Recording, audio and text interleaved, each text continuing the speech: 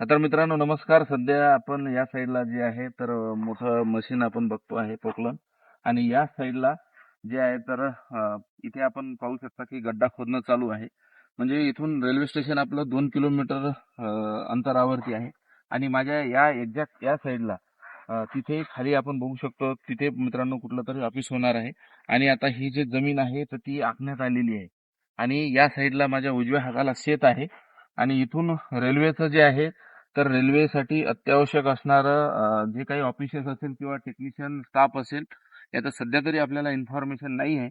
परंतु आता इथून जे आहे तर इथून SMS कंपनीचं काम सुरू होतं.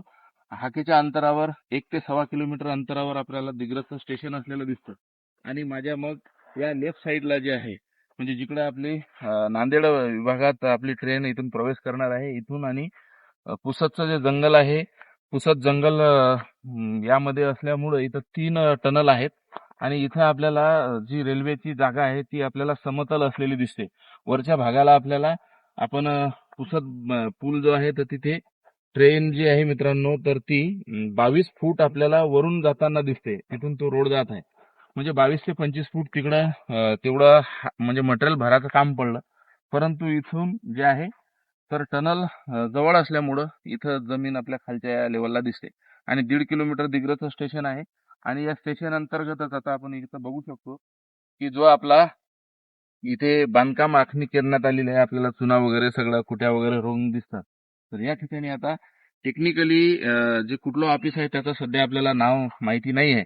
परंतु मित्रांनो हे नवीन नवीन ऑफिसेस आणि आता नवीन नवीन बांधकाम म्हणजे एक विकासाच्या दृष्टीने आपल्या वर्धा यवतमाळ नांदेड रेल्वे जो आहे तर त्यामध्ये मित्रांनो हा आपल्याला विकास होत असताना दिसत आहे. तर हे प्रोजेक्ट जो आहे आपला तर 4,500 कोटी रुपयाचा प्रोजेक्ट आहे. आणि यामध्ये 1 किलोमीटरचा जो खर्च आहे तो 17 करोड रुपये आहे. आणि यामध्ये मग जे पूल असतो त्याचा खर्च आणखीनच मित्रांनो वाढतो. आणि जे टनल आहेत एकूण म्हणजे दिग्रस पासून तर उमरखेड पर्यंत. आता बरेच आपल्याला कमेंट आली की कामाची नेमकी परिस्थिती काय आहे. तर पहिला टप्पा जो आहे मित्रांनो 37 किलोमीटरचा, तो वर्धा ते कळंब 37 किलोमीटर. आणि कळंब ते यवतमाळ हा साधारण 22 किलोमीटरचा टप्पा असतो. तिथेही काम मित्रांनो सुरू आहे. आणि मग तिथून जे दुसरा टप्पा आहे दिग्रस यवतमाळ ते दारवा, तर त्या 40 किलोमीटरच्या सेक्शनमध्ये मित्रांनो तिथेही काम जे आहे तर आता रेल्वेचं म्हणजे त्या ठिकाणी डायरेक्ट रूट बसवणं चालू झालेले आहे.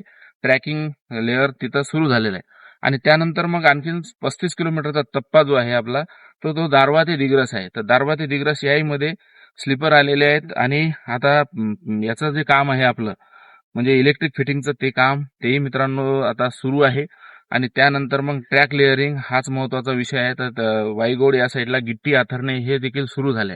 मग इथून जो दिग्रस ते पुसद हा जो 30 किलोमीटरचा टप्पा आहे तर यातलं काम मित्रांनो जे आहे तर हे काम जे आहे तर पूर्ण आपला जंगल सत्याग्रह ज्या ठिकाणी झाला होता म्हणजे बेलगव्हाण यामध्ये बेलगव्हाण इथली म्हणजे 2.5 किलोमीटरची टनल आहे. आणि इथून माझ्या हाकेच्या अंतरावर 3 किलोमीटर अंतरावरून जे आहे ते शेवानगरची टनल आहे. तर हा 30 किलोमीटरचा टप्पा.